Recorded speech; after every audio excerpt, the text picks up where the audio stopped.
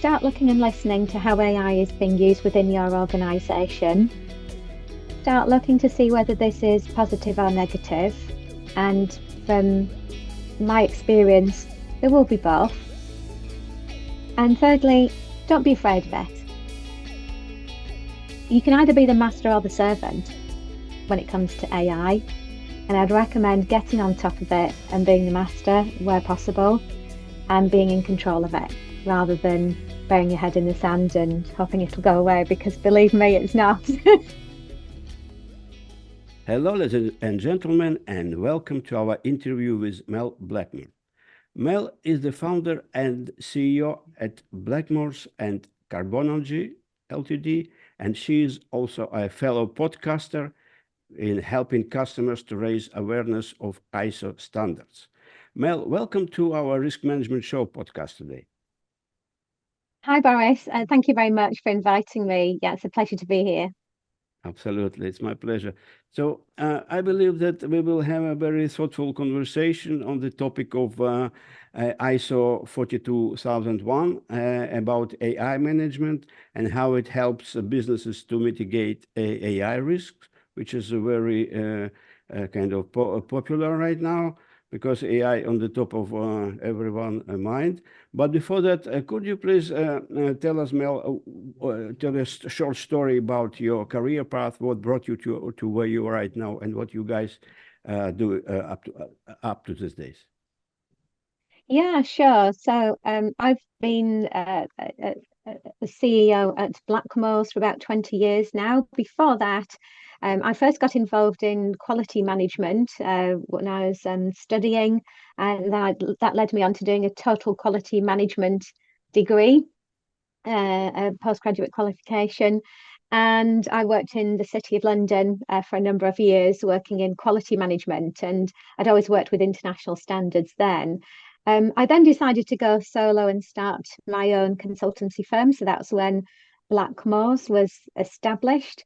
And now, yes, we've implemented ISO standards for over 700 organizations across the globe, and we've implemented over 20 different ISO standards, many of which are risk-based standards. Some of the more common ones that you'll have heard of are ISO 27001, the Information Security Standard, and ISO 45001, Health and Safety. But there are many others in the risk management field. So yeah, there's a growing demand for standards, and certainly across the standards landscape when it comes to risk management. But I have been involved with a couple of other businesses as well that I've founded, and also software platforms in order to be able to help to raise standards.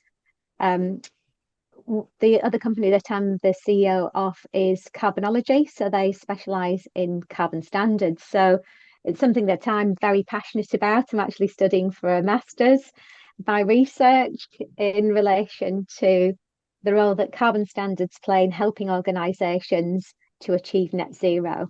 So yes, I'm involved in many different ISO standards, and I've been involved in the technical committees, at country level for the development of international standards as well in my time.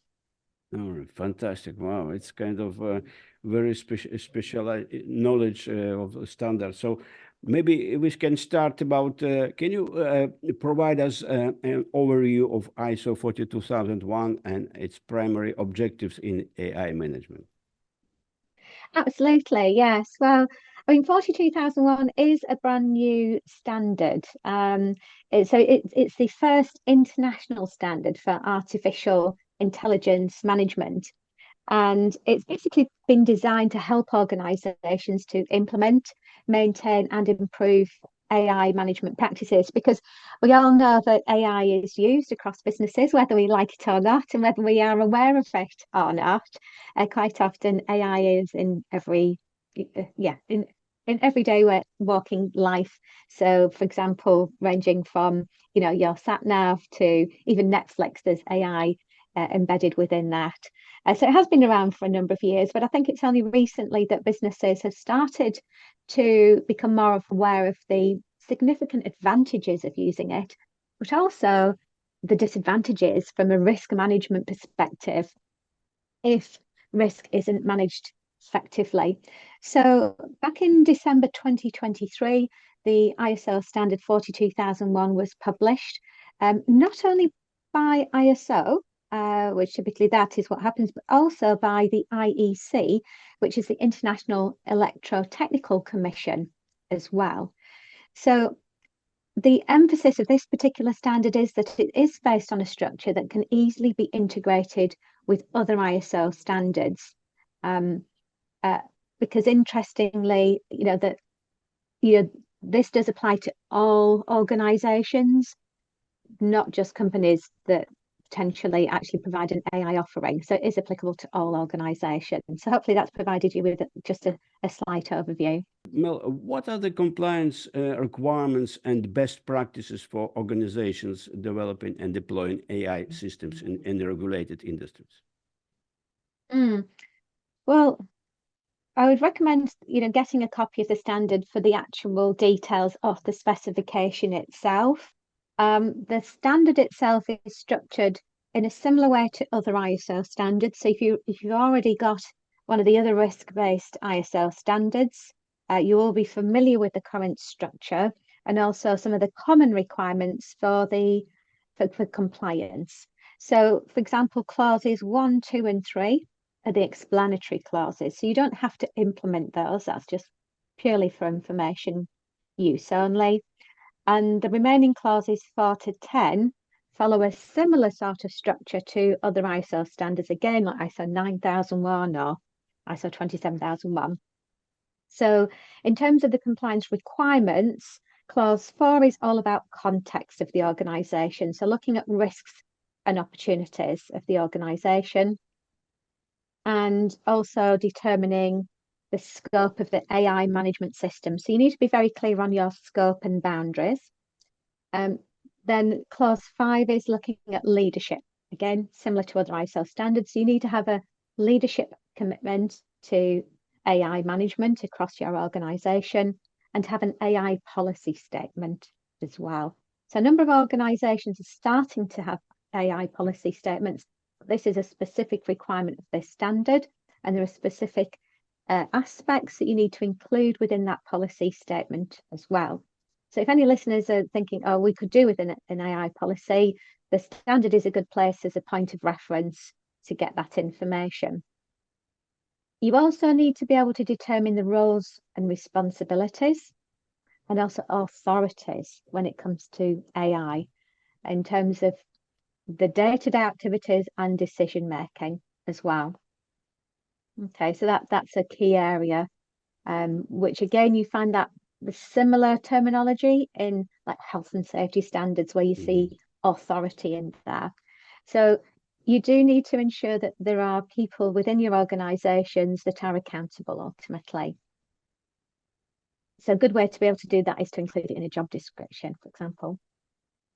Clause 6 is all about planning.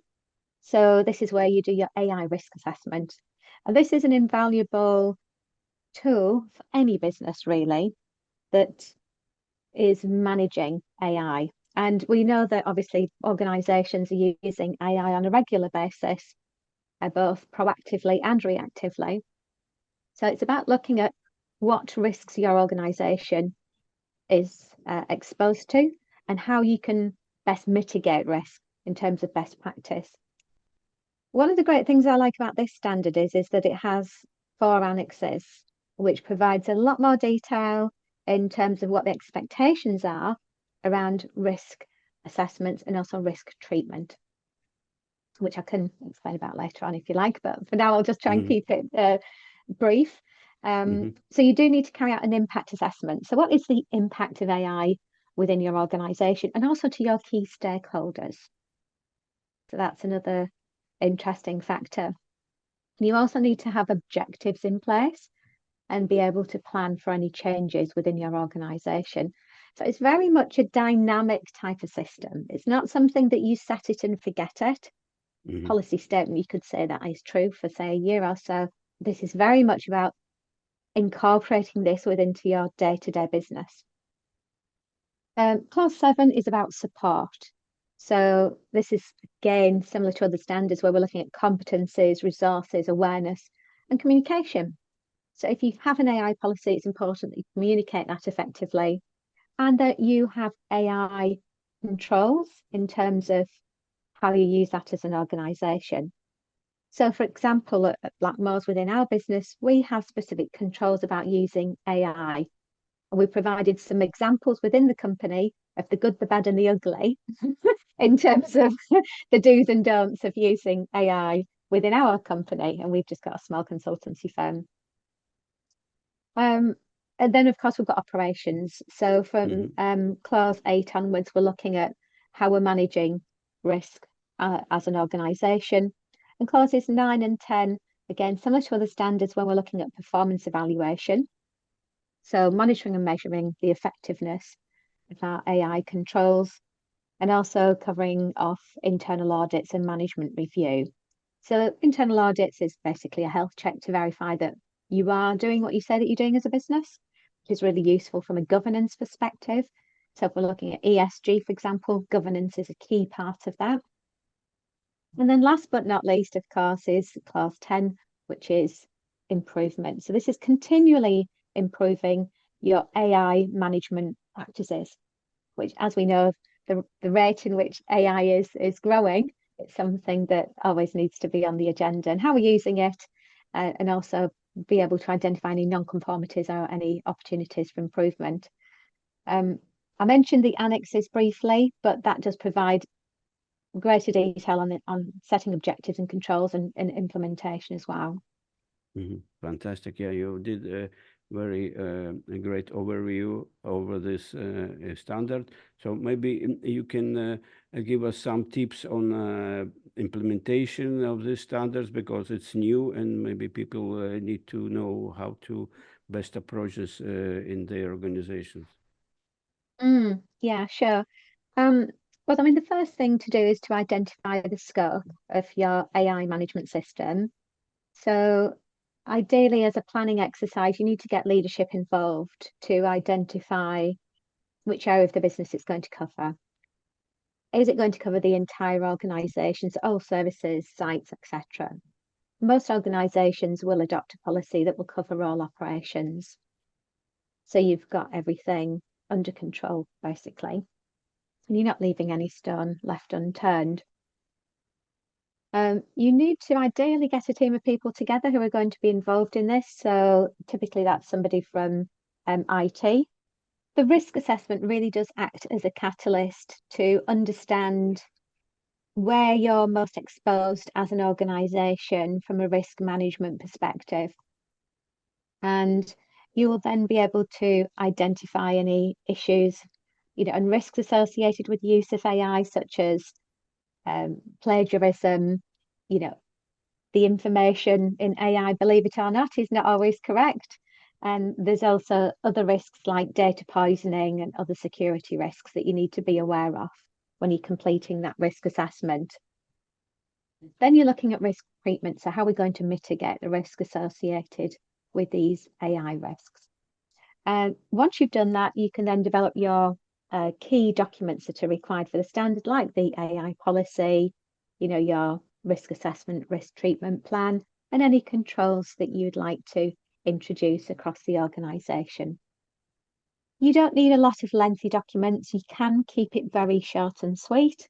That's probably our preferred method because you want people to understand it. It needs to be simplistic but effective so that it's easily absorbed within the business. So everybody within the business are empowered to take responsibility for AI risks and the controls that you've got in place. So, once the documentation has been reviewed and approved and you've uploaded it onto your portal, whether that be SharePoint or wherever your company policies and procedures live, it's then useful to have an awareness campaign. So this could be part of a communications plan that your communications team or marketing team or HR team could get involved with. And that's to provide some basic level training on the risks associated with AI, obviously the ones that you've identified, and making them aware that actually you're on this journey to achieve the highest standards in AI risk management, which is ISO 42001, and that there will be an assessment coming up, should you wish to go down the route of assessment, of course. The next stage after that is to update training records, just in case you decide to go for an assessment, because that's something that an assessor might look at, just to verify that you have actually made employees aware. Then the final stage after internal audits is having a management review meeting. So that's a really great opportunity to look back at the original gap analysis and see how far you've actually come in terms of risk mitigation. And hopefully by then you'll have a robust AI system in place. So that then means that you're ready for an assessment and to get certified to the standard ultimately. So hopefully that's helped to provide you with a few steps and the guidance.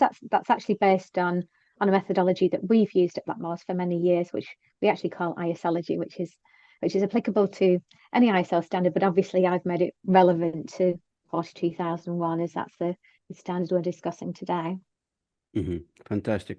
There are many articles and issues that discovered that ethics about AI ethics. Is there some rules and kind of steps has to be taken by companies implementing AI that will adhere to best ethics standards? Yeah, that's a great question, actually, Boris. I mean, really, it's down to each individual organization to identify the risks and ethical best practice for their organization based on their industry sector.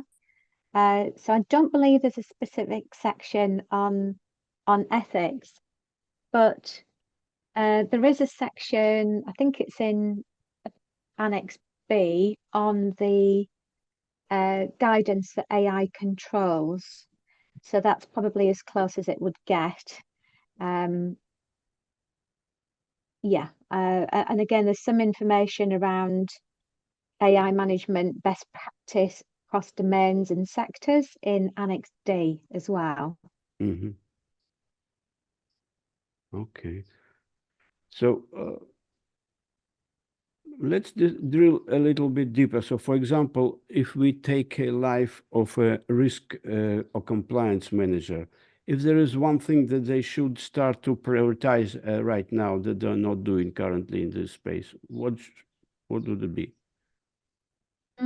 Yeah, I would say start to look at how the organization is currently using AI. So maybe an informal survey, that could, if you, I mean, at Blackmores and Carbonology, we use Monday.com as a productivity tool, but there are inbuilt questionnaires in there. But you can get questionnaire surveys for free, like I think it's Survey Monkey or something. And I think, it would be good to get a feel for how, obviously it depends on the size of your organization. If it's a small company, you could potentially just have a meeting and ask everybody, so, how are you using AI? How would you like to use AI? What do you think the perceived risks are of using AI? So that I would probably start by asking the question, how are we currently using AI? And I think we need to be mindful of the fact that there is specific AI software out there for specific functions that a business needs. And then a decision needs to be made whether you want to explore the use of those AI tools. So, for example, at Carbonology, we had outsourced our SEO, so that's search engine optimization, where a marketing specialist in website optimization did some SEO work for us. We're actually now using an AI tool for that, which is saving us a significant amount of money, but it isn't meaning that we've actually allocated somebody a couple of hours a week to work on that. So, and it's early days in terms of the results, but we are seeing really great results. I think depending on the sector, you also need to consider what the risks are for your business operations. So on the flip side, let's say if you were an SEO company, so you did search engine optimization as a business and you have 20 employees, you may see AI as a significant risk because your clients are then going off and using a tool instead of using a person to manage those tools. Or you might say, well, actually, why don't we capitalize and optimize on these SEO tools and use them ourselves to advance the services that we're already offering our clients and giving them an even better level of service because we're combining the human element with a tech element. So hopefully that's a kind of a few tips on where you would look at starting to consider the use of AI within your organization. It's starting off with where you're already using it and look at what the main risks are in terms of using it or not using it. Mm-hmm. Fantastic. I would like to ask you a personal point of view. What are the major misconceptions in this field of AI, ISO implementation that you kind of maybe disagree with? I think, to be perfectly honest, Boris, I think it's too early to say for this particular standard. Because it's literally only just been published. So obviously we're recording this, at the end of June 2024. The standard only came out about 6 months ago. Typically, with an international standard, yes, there is a take up in terms of purchasing the standard to read it, to see if that's something that's going to be applicable for business. It does take certification bodies quite some time to adopt it because they have to train assessors. They might want to go for accreditation. So, for example, in the UK, that's the United Kingdom Accreditation Service, but each country will have their own governing accrediting body. And that does take time, which is typically 12 to 18 months. So, if I'm being perfectly honest, it's too early days to see how effective this standard is going to be as far as the results from an implementation perspective. But what I can say is that at Blackmores, we are already doing a pilot with an organisation. We did the gap analysis and we found that they did have some of the controls in place, but the gaps where they didn't have certain controls in place, it's definitely enhanced their processes. It's definitely enhanced their awareness of the risks. And I think it's fair to say that it is going to help them to develop a robust system in place so that when they do start to get asked for, what is your AI policy? Where is your AI risk assessment? They've got it. And they're one of the first to get it. So what we're seeing at the moment, Boris, are the early adopters with this particular standard. But by all accounts, this is a fast-selling standard. So that is potentially a good sign as far as adoption and certification is concerned.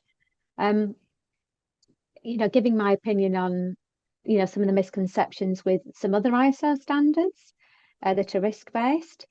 I think we'll always have those tick box companies. They want the badge. They're not necessarily interested in the best practice aspect of it. So yes, at the moment you can't get a 42,001 from a cowboy at the moment. I'm not aware of that. When I say cowboy, I'm talking about non-UCAS accredited or non-accredited so-called certification bodies that will give you a certificate and a badge, which are meaningless. They're not worth the paper it's written on, and then quite often you're tied up into contracts for a long period of time and they're not legitimate, unfortunately, as far as the certification is concerned, and they have to start from scratch. So that's one of the challenges that we face as professionals in this field, sadly. But I think for those organisations that are willing to continually improve, whether that's in terms of raising quality, standards, sustainability, or risk-based standards, then they will get out of it what they put in. So, I think in this particular case with 42,001, it is worth taking the time to establish and uncover what the risks are associated with AI and use that intelligence to then build robust systems to mitigate risk and to provide a more resilient organization for the future. Mhm. All right.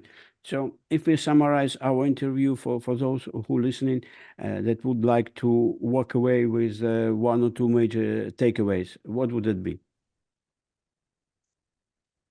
I would probably say start looking and listening to how AI is being used within your organization. Start looking to see whether this is positive or negative. And from my experience, there will be both. And thirdly, don't be afraid of it. You can either be the master or the servant when it comes to AI. And I'd recommend getting on top of it and being the master where possible and being in control of it rather than burying your head in the sand and hoping it'll go away, because believe me, it's not. Absolutely. And I think as you know, risk management professionals, we always have to be one step ahead. We have to stay ahead of the game because there are continuously, new risks that we're facing, and which makes it an exciting place to be. So yeah, I would say don't be scared of it. I think embrace it and see how you can potentially capitalize on it and make the most of it. Fantastic, Mel. These were all my questions. Perhaps if I forgot to ask you something that you think is important to our audience, please go ahead. No, I think hopefully we've covered all the main aspects. There is more information available on our website, on the Blackmores site and ISology Hub. That's our online learning platform. If anybody needs any further information or to contact me, I'd be happy to answer any questions. Fantastic. Thanks again, Mel, and we will be in contact when it's delivered to our audience. Thanks again. Okay, great. Thank you very much, Boris.